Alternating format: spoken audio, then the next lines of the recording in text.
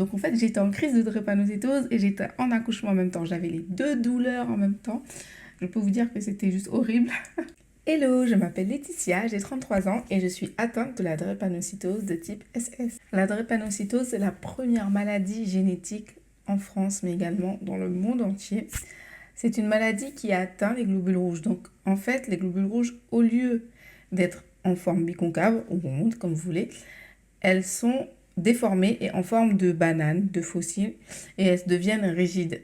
Ce qui fait que quand elles passent dans les petits vaisseaux, au lieu de se transformer et de se plier comme un globule rouge normal, en fait, elles bloquent. Voilà. Et ça crée des crises super douloureuses. C'est ce qu'on appelle dans le jargon médical une crise vaso-occlusive.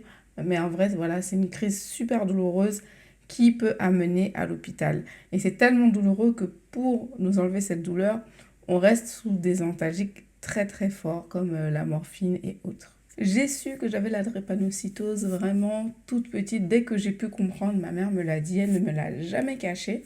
Elle-même, elle l'a su quand elle était enceinte et on lui a proposé l'avortement. Donc, elle avait fait un test prénatal où on a pu déceler que j'étais drépanocytaire. C'est une maladie qui crée une anémie chronique.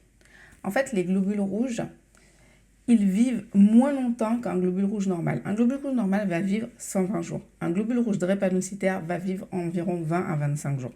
Ce qui crée une anémie chronique, une fatigue chronique. Le corps est en constante fabrication d'hémoglobine. Il essaye de compenser et de créer de l'hémoglobine. Et les globules rouges transportent l'oxygène. Donc, du coup, ça affecte ce transport d'oxygène qui fait qu'on peut avoir un manque d'oxygénation, les organes vitaux, surtout qu'on est en crise et que ça ne circule pas bien. C'est aussi pour ça que c'est déconseillé. Le sport de compétition, ce sont des sports qui demandent beaucoup d'oxygénation au corps. Alors que le sport normal est maintenant conseillé aux drépanocytaires, mais du sport adapté. On va dire qu'il y a les petites crises et les grosses crises. Les petites crises, c'est celles que je peux gérer à la maison. J'ai des antalgiques à la maison, je gère. J'ai également l'oxygène à la maison qui m'aide beaucoup pour l'oxygénation. Les grosses crises, par contre, ça peut commencer par des petites crises, mais ça peut venir aussi d'un coup. Et ça peut être n'importe quand, hein. Je peux dormir ou je peux être, je sais pas, dans les transports, n'importe quand, à n'importe quel moment. Crise, bim, je me retrouve à l'hôpital avec l'oxygène, de la morphine, des fois en réanimation si ça atteint mon thorax. Donc voilà, c'est un peu ça les crises de drépanocytose et c'est tellement douloureux que on finit par pleurer en fait, on en pleure. C'est comme si un rouleau compresseur vous écrase. Vraiment, c'est une douleur. C'est un peu indescriptible, on essaie avec les mots qu'on peut, mais c'est extrêmement douloureux. On va dire que je gère ma vie en fonction aussi de la drépanocytose pour éviter de faire une crise, pour éviter d'être absente par exemple au travail ou avant quand j'étais à l'école. Donc en fait, c'est des petites choses qu'on met en place. Par exemple, boire au moins 2 litres d'eau par jour, ça fluidifie le sang. Ne pas mettre de vêtements trop serrés pour éviter justement une mauvaise circulation sanguine. Surveiller ma température. Je fais attention à mes émotions. Ça, c'est le plus dur dans la drépanocytose, c'est maîtriser ses émotions. Parce que, en fait, quand tu t'énerves, tu peux faire une crise. Quand tu es trop content, tu peux faire une crise. En fait, les émotions fortes, ça peut aussi créer des crises. Chez moi, les règles, ça crée des crises. Donc, c'est double peine. Tu as la douleur des règles, tu as la douleur de la drépanocytose. Je suis récemment devenue maman. Donc, mon petit garçon a 7 mois aujourd'hui. Et bien évidemment, j'ai fait 2 crises lors de ma grossesse. 2 crises hospitalisées, je veux dire. J'en ai fait d'autres petites que j'ai pu gérer à la maison. Et donc, j'en ai fait une à mon premier trimestre. J'ai été en réanimation pour qu'ils prennent en charge ma crise.